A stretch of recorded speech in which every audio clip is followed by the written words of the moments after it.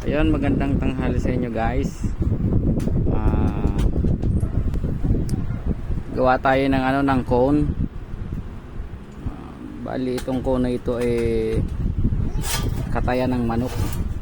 Mga guys, ayun. Ito may mga finish na ako, finished product. Ayan.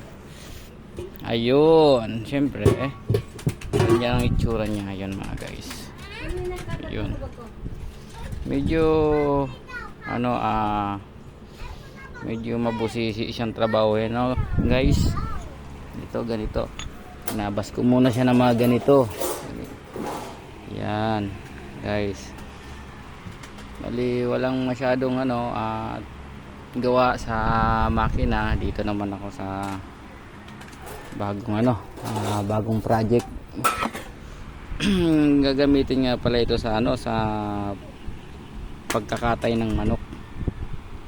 So bali medyo makutingting siya no mga guys.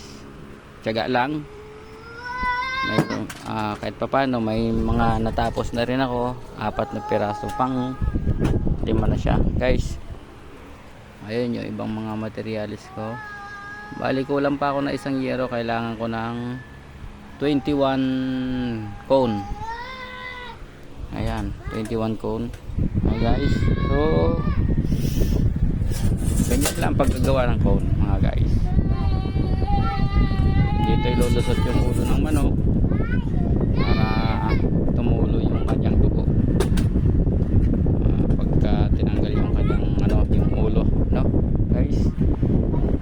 So yun guys, bali tatapusin ko muna to para sa update na susunod na mga videos mga guys, no.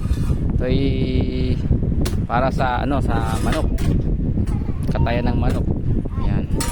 Ganon. Sige guys, sa susunod na lang na video ulit.